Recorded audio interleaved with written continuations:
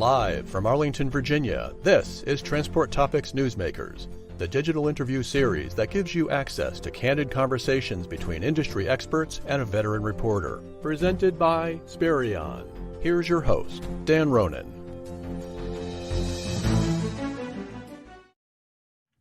Hello and welcome to Newsmakers from Transport Topics. I'm Dan Ronan. Our guest is someone who is very well known in the trucking industry when it comes to economic matters. We welcome for a return visit to Newsmakers, Bob Costello, the chief economist at the American Trucking Associations.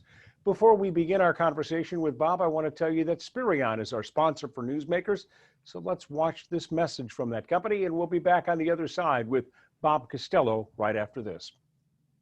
With supply chain challenges mounting and trailers increasingly scarce, making the most of the trailers you have matters more than ever.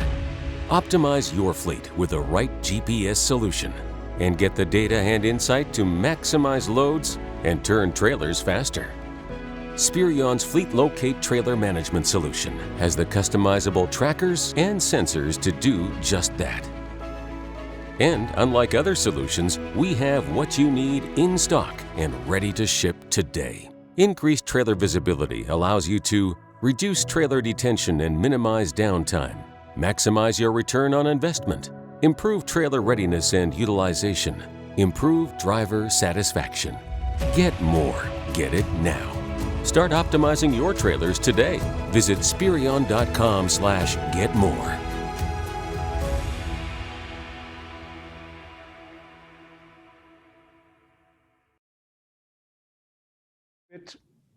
First, a few bits of information about Bob Costello. He has been with the ATA for 24 years.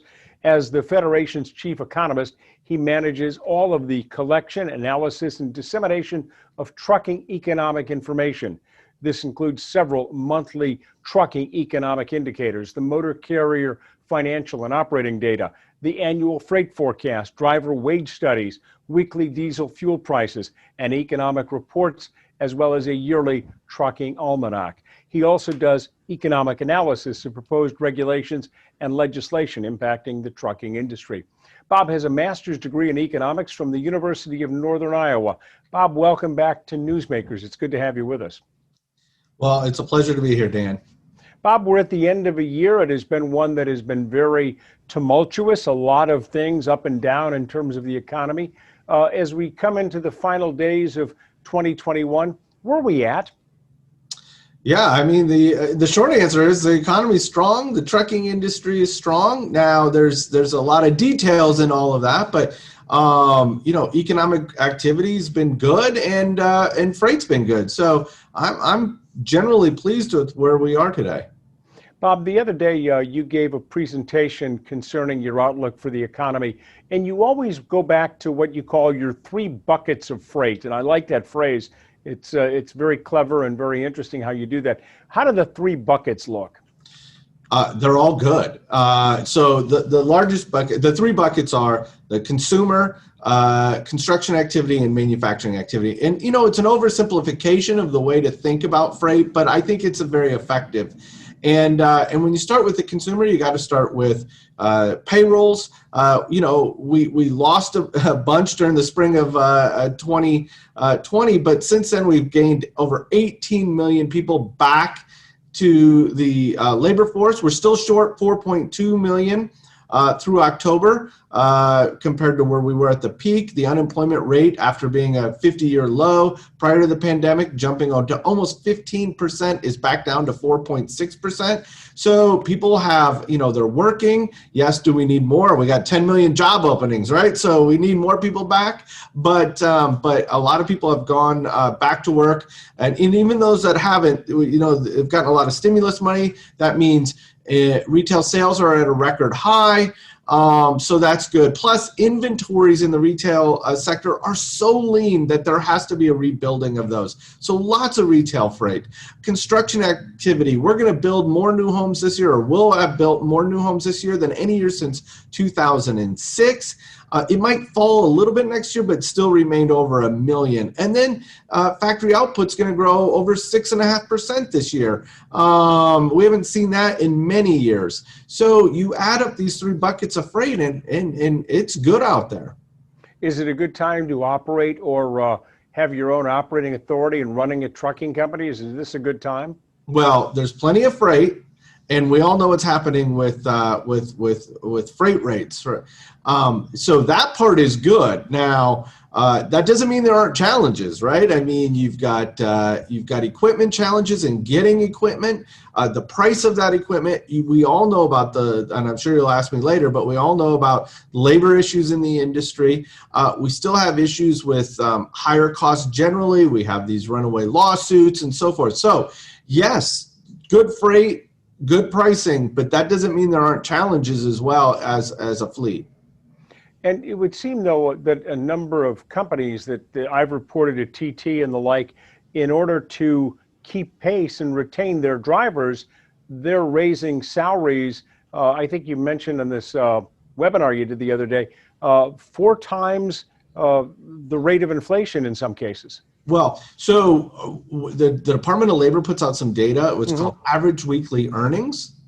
And so that is running at 4.5 times for the long distance general freight truckload sector. That is running at 4.5 times the historical average from 2000 to 2018. So that's what's very strong. And so, yeah, pay rates are definitely going up. Pay rates, by the way, are going up at least that amount, because we know that some drivers will drive the same amount or even less and make the same amount of money and be home more often. So average weekly earnings is probably even underestimating how much pay rates are going up for drivers.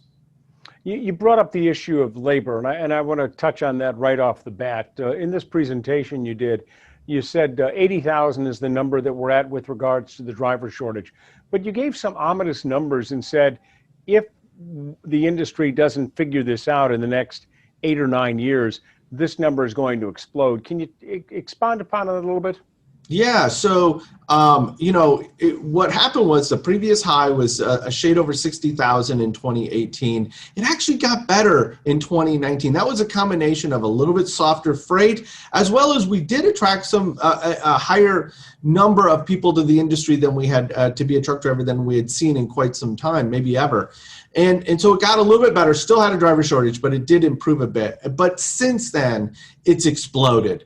And now, as you mentioned, we're over 80,000. And at current trends, and I think that's very important. I'm not saying we will literally get here, but at current trends, we could hit 160,000 by 2030. I'm going to tell you right now, Dan, if that happens, not only is our industry in for a world of hurt, so is our economy. And when we go to the stores today and see some bare shelves, and by the way, that's not only because of the driver shortage. I mean, those problems are starting as far away as China, and then it's just a whole bunch of pressure points between there and the store.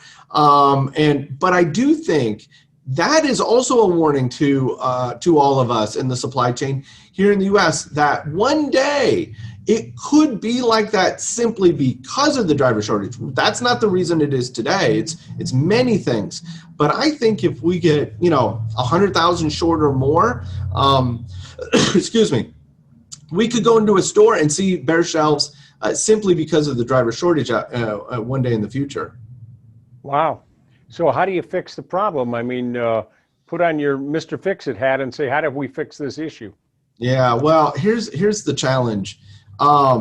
There's no one reason for the driver shortage, which means there's no one solution. I will tell you this, though. Anytime you have a situation where demand outstrips supply, what happens to price? Goes up. Goes up. No different here. So if you're a driver, you're going to still be looking good for your pay rates, right? I mean, they're going to continue to go up. Really absent of we get a huge influx of new drivers into the industry, and we just don't think that that'll happen. We're going to get new drivers. I'm talking about above and beyond to really make up for the gap. Or we go into recession, and I don't see that happening anytime soon. So we got to work on things like demographics, bringing the average age down, getting more females into the industry. Of course, lifestyle is a big issue. We've also got, those have been true, by the way. All those things cause the driver shortage, and they've been true for many years. But now we have some things exacerbating it. You've got the Drug and Alcohol Clearinghouse. Today, there's, as of October 1st, there are over 72,000 drivers in prohibited status with at least one violation. Let me be very clear. I'm not suggesting we are 100% supportive of that clearinghouse, but that's an additional number of drivers we now have to bring into the industry to make up for those that are getting kicked out because they have failed a drug or alcohol test. Truck driver training schools are back up to 100%, but last year they were not, and they were maybe doing 40-50% of what they normally did. So that piled that onto it. So, it's a lot of different things we have to look at here to try to fix this. There's no one silver bullet in the driver shortage, but I can tell you this much, pay will continue to go up for drivers with this sort of outlook. And one of the other things too, Bob, that I think is happening, and it's happening right here in my neighborhood, not far from where I live. I live near an Amazon distribution center out in Maryland. And I see going by on the state highway in and out of near my neighborhood, I see, if I'll go out at certain times of the day, I'll see 20, 30, 40 Sprinter vans scooting down the highway. And some of those drivers, I understand, are drivers that at one time might have been driving LTL or were driving for private fleet. And they've made, as you've said, a lifestyle decision that they want to be closer to home. They want to be with their family more. They want to be doing, more normal hours. So they're driving for these carriers instead of the other ones that they may have been at a year or two ago. Oh, I totally agree with that. I mean, let's just look at the data though. So I told you that pay rates in that long haul truckload sector are going up at 4.5 times their historical average, pushing 10% year over year. Yet in that same sector, and for all of those people that say this is only about pay, well, if that's the case, then we should be attracting a whole bunch of people to drive truck in that sector. The reality is we are not. And in fact, after falling over 21,000 last year, we're essentially flat this year in that sector in terms of employment of drivers. So the hemorrhaging is stopped, but we're not getting any more new people into that sector. Yet in the local trucking jobs, so not even the Sprinter vans you're talking about, but in the local trucking jobs of Class 8 vehicles, Class 7 vehicles, we are seeing an increase in employment. Really? Up 5,000 last year, up over 13,000 so far this year. So that screams to me, drivers want to be home, right? And they want local trucking jobs. And then throw in what you're talking about in terms of e-commerce deliveries. I mean, that sector overall has gone from about 550,000 employees to over 900,000 in just a few years. So there are a lot of job alternatives out there, to your point, for those long-haul truck drivers. And yeah, and as you said, it's a lifestyle decision. The idea of driving and being out for 10 days, 2 weeks, whatever it is, that is becoming, as you've said, less attractive. It's a hard job. We all acknowledge that. It's a very difficult job, and people make decisions based on their best interest for themselves and their families. Absolutely. So what about the Drive Safe Act? The American Trucking Associations pushed for this. It got into the final bill, the $1.2 trillion infrastructure bill signed into law by the president. To give our viewers a brief introduction, this will allow 18, 19, and 20-year-olds to drive interstate commerce. There's a lot of requirements for the type of safety equipment they have to have. There's a mentorship program, so they're not going to just jump in a cab and start. But this doesn't really relieve the driver shortage long term, does it? Well, first of all, and the other thing to add in, Dan, is it requires a lot more hours, hundreds of hours of more training than is currently required. So one of the problems we have is, and I mentioned this earlier, but the high average age, pushing 50 years old in the for-hire truckload sector, probably around 50 for LTL, and even over 50 for private fleets. That's the average age. The average age of all U.S. workers is 42. So what's happening here? Well, you have to be 21 years old today to drive interstate freight. So you come out of high school, you don't go to college, you don't go to the military, you go somewhere else, fast food, retail, construction. They come to us, right, and get trained when they're mid-30s. So this adds to a ton of retirements in the industry. So is there an opportunity to, in a very safe manner, to get younger drivers? And I think this program, this Drive Safe Act in the infrastructure bill, does exactly that. Now, will this alone solve the driver shortage? No. And first of all, it's 3,000 drivers at any one given time. But again, there's lots of different reasons for the driver shortage, but age is one of them, high average age. So this is one of the important, what I call onesies and twosies, that'll add up to at least help with the driver shortage, maybe not make it, not make it as bad as it currently is. And this is an important step. Speaking of things that we've heard a lot about lately, let's talk about the challenges of the supply chain. And I've written a lot about this at ttnews.com. It appears in quotes, the situation at the ports may be easing a little bit. Los Angeles and Long Beach said they've cleared out about 35% of the containers that were sitting there empty. So they've got it down to 60,000 empties from close to 100,000.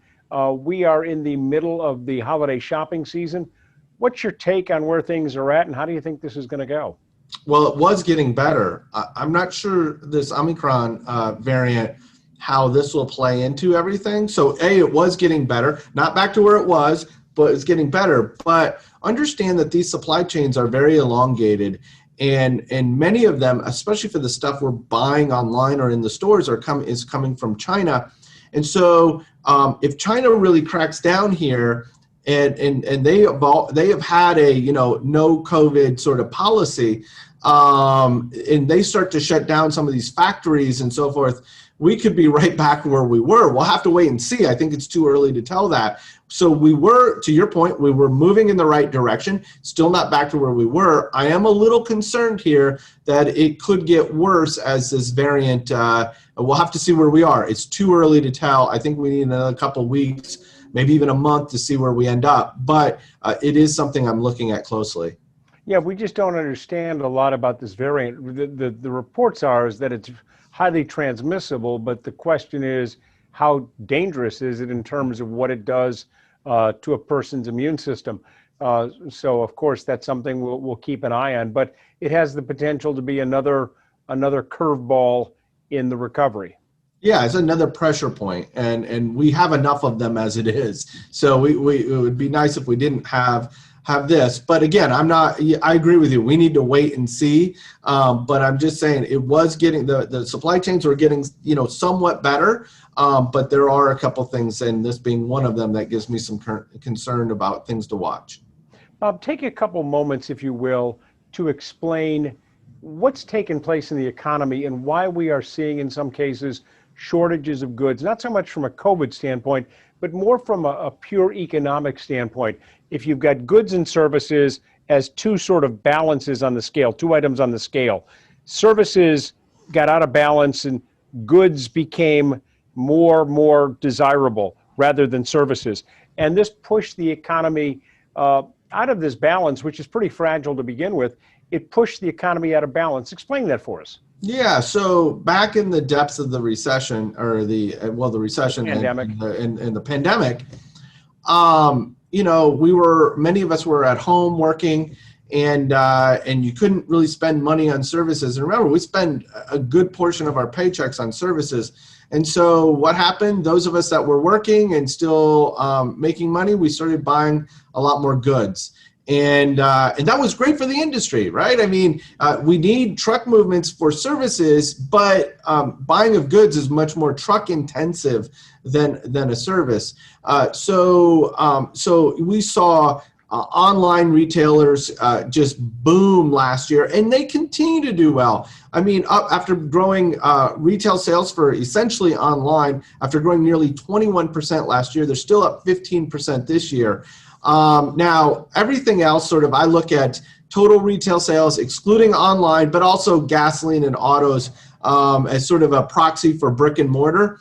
And after shrinking 1.7% last year, that group is now up 17%. So even if And so what's happened is retailers haven't had the ability to rebuild inventories. So retail inventories are at near all-time lows. And the all-time lows, by the way, were just in the last several months. So, I mean, much leaner than they need, or much leaner than they should be in order for us to get the goods we want in time. So even if we go back to traveling more, which I'm doing for both business and pleasure, and many people are, even if we go back to buying more services, and you know how I am, I love baseball and sports generally and going to those. So going back to sporting events and all, even if we spend more money doing that, we're still going to buy a lot more goods. And also, though, we need to rebuild inventory. So there's going to be plenty of retail freight out there. But in the end, I guess, Dan, this was the classic example that demand for goods and services can change up and down, change so much faster than supply. And that's how a lot of this got out of balance. And now we have inflation, and now we have supply chain issues. And another thing, too, that I don't know that's been that widely reported, is that as we rebuild these inventories, there's really no place for the product to go. CB Richard Ellis, the big real estate company, says that the real estate vacancy rate for warehouses is less than 3%. And around some of the major ports, Long Beach, Los Angeles, Savannah, New York, New Jersey, it's under 1%. There's no brick and mortar to put the items in until the trucks and the rail guys can come and get them. Well, I think that's an important point. I would not suggest that there is no inventory. It is also being, it's in places where we don't need it, or it shouldn't end up. So there's certainly that issue as well. I think that it's not where we need it in all cases, but there is inventory out there, but it's there's too much of it in other places. And consumers also have a lot of money. I mean, the numbers I've seen, and I think you've told me this, Bob, is that at one time there was $6 trillion sitting in bank accounts and in IRAs, Roth IRAs, 401ks, and the like. The stock market still, even with a couple of hiccups it's had lately, is still going great guns if you got money invested in the market. Real estate prices are going crazy, so people have developed and acquired more wealth with the equity of their houses and their primary homes. So there's a lot more money to go out and buy things. Oh, people definitely. I mean, remember, people have more money without a doubt. And even those people that were not working or not working full time, they got stimulus money and so forth. So there's a lot of money out there for people to spend. Again, that's all good for our industry, for the trucking industry, but it does create some challenges. Are you concerned at all, Bob, about it's backed off a little bit, and we've seen that maybe we've hit the worst in terms of fuel prices, and possibly demand could go down because of the new variant. But in some parts of the country, diesel is over $4 a gallon on the West Coast. Any concerns on that in terms of the trucking industry, that this is going to be something that slows things down? Well, if you exclude fuel surcharges, and so not talking about net fuel costs, but gross fuel costs, it's often the second highest expense for a motor carrier after labor. So I am absolutely concerned. But I think there's a bigger picture here, Dan, of inflation in general, and this energy prices fit into that bigger picture as inflation has accelerated. Talk about that. What do you see the inflation numbers looking at? As I said, I watched your webinar recently at the U.S. Bank sponsored webinar. You were talking about inflation, at least this year, maybe a little bit into next year, 6.5%, 7%. That's 1970-ish type numbers, isn't it? It is. So in October, we don't have the November data yet, but in October, it was up about 6.2% year over year.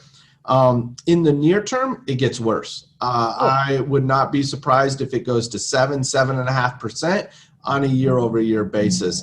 And if I'm right on that, okay, this cycle alone will stand as the fourth highest peak of inflation that we've seen going back to the 1950s. And really only in the 1970s, early 50s, early 70s and early 80s will trump it. Every other cycle, this will be the highest we've seen. The question then becomes, how long does that last? And as of this point, there's a lot of unknowns, the variant and so forth.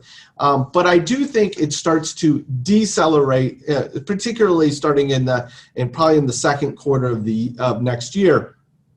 So that when you look a year from now, hopefully we'll be closer to 3.5% year-over-year growth.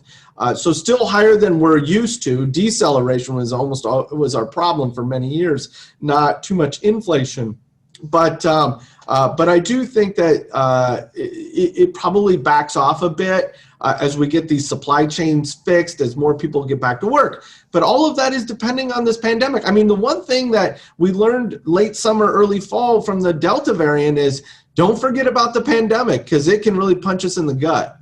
Yeah, just when you think that the worst is over, something comes up and creeps up, and you say, well, where did that come out of? I mean, everyone was sitting around having Thanksgiving turkey and spending time with their families, and all of a sudden everyone started saying, well, did you hear about that new variant in the southern parts of Africa? And then here we are now.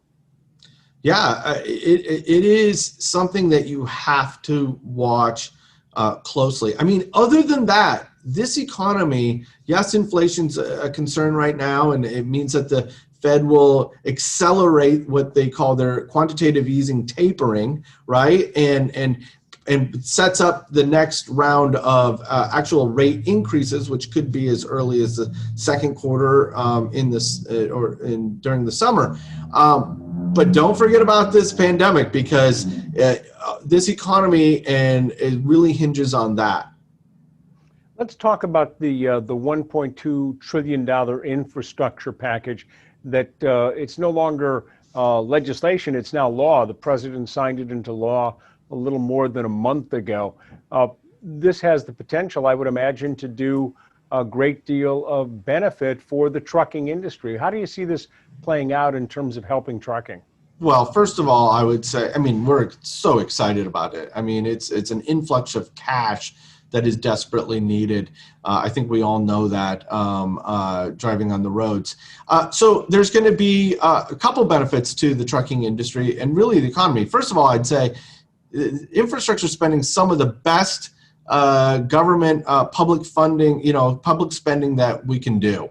It increases productivity of all of us. If we get to work sooner because there's less congestion, and that's a benefit to everybody. And of course, we know what happens, and ATRI does great studies on how much time is wasted by truck drivers sitting in traffic and so forth. So there's a long-term productivity benefit of all this. But also then over the next 10 years, we're going to see good spending and a lot of freight as we build new roads, repair bridges, repair roads. So that's it's going to generate a lot of freight for the industry as well. So we're very excited. I think this is a great thing for not only our industry, but our economy. And maybe it was just coincidence, but just in the recent days, the state of Maryland and the Federal Railroad Administration and others, CSX, and I know this is a rail project, they've started work on this Howard Street Tunnel in Baltimore, this aging tunnel, 125 years old, that's pretty decrepit, that goes back to the Grover Cleveland administration, just to show you how old some of our infrastructure is, Bob. And they're going to be doing a major renovation on that. I mean, these are the type of projects, when you look at infrastructure, the bridge that connects Cincinnati to Kentucky, another bridge, the Brent Spence Bridge, that's another one that's in dire need of renovation. There's no short list of projects here, is there? Absolutely not. And the thing to remember is, if we can improve our infrastructure generally, roads and bridges at the top of that. Oh, by the way, how about more parking for drivers as well? Because that will make them more productive, so that if they can they're not worried about getting a parking spot for the evening in the night, that they can continue to drive within the federal guidelines and limits, drive even more. But this is a way that our economy can become more productive and more competitive with the likes of the Chinese and others. You were just over in Europe a couple of weeks ago, and we talked about that, Bob. How are our European allies doing? I mean, they've got problems with COVID. They've got some truck parking issues over there as well. Real briefly, just give us a report card on your trip overseas. Yeah, well, it's very insightful. I mean, every meeting I held with either government officials or industry folks is labor, driver shortage over there. The driver shortage is not unique to the U.S. All right, it's global, and certainly they have it. Was we were driving on the highways, you saw the lack of truck parking in Europe as well. So these are similar issues that they are dealing with that we are also dealing with. By the way, on the labor side, they are also looking to lower their age from 21 to 18 for drivers as well. Bob, as we finish up our conversation, look in your crystal ball. Are you optimistic or pessimistic about 2022? What's your gut tell you? I'm optimistic, but there are some challenges out there. One of them that we didn't talk about is, the vaccine mandate for crossing the borders. I'm glad you brought that up. You brought that up. Talk about that and spend a few moments about that. Yeah. So come mid-January, that both the U.S. is going to start requiring foreign national drivers to show proof of vaccination, Mexican and Canadian. And Canada has already announced that come January 15th, they are going to require all truck drivers, Canadian and American and Mexican, to show proof of vaccination going into Canada. We know that vaccination rates among U.S. drivers is around 50%. So this is something that we're watching very closely. We're trying to get more time. You're not going to stop this from going into effect, but maybe some more time here to get more folks vaccinated. So this is something we're watching because that could be a wrench into the supply chain. I remember our biggest export market in the U.S. is Canada. And so this is, something I work on and we'll be watching very closely here in the next month. What's going to be one of the signs that this could be a problem? Give us a hint of what we need to look out for? I mean, it's already difficult to get enough cars, right? I mean, car dealerships don't have the inventory and so forth. This would be a major wrench in the auto production. We already got the chips problem and the other part shortages. But now imagine the inability to get all of the inputs needed in the auto production plants across that border in a timely fashion that is needed. There's an industry that's, just in time. That would then mean there's even less inventory out there, driving up prices even more, because this could have an impact on inflation. Speaking of chips, and I know we're getting close to the end of our time here, but speaking of chips, Samsung recently announced that they're planning to build a chip facility down in Central Texas.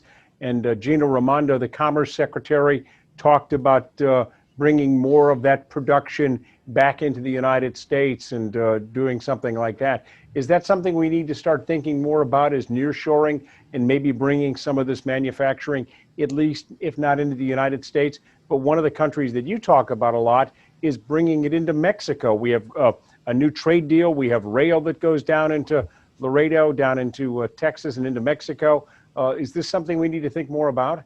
Yeah, I think that longer term, you will see some nearshoring. It's not necessarily just the U.S., although some of it will be, but it's North America in general. But understand that A, that will take time, and B, those Asian-based, starting points for a lot of our supply chains have been set up over decades, and you don't unravel that overnight.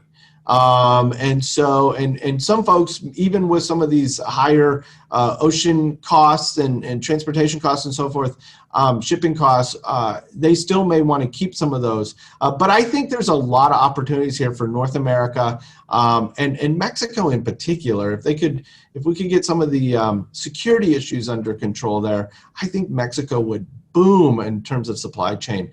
So A, the short answer is yes, but B, it takes time.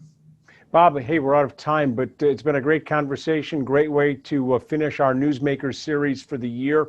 It's always great to talk with you because you're real smart when it comes to these things, and I enjoy the conversation. So thank you for joining us. Thanks for having me, Dan. Bob Costello. In closing, we want to thank our sponsor, Spirion, for making this Transport Topics Newsmaker edition possible. We also thank our friend and colleague, Bob Costello, for being so generous. This webcast will be available for viewing on demand. Go to ttnews.com for more information, how you can watch our interview with Bob Costello. Again, I'm Dan Ronan, the Associate Editor at Transport Topics. We thank you for watching. Thank you for joining us today.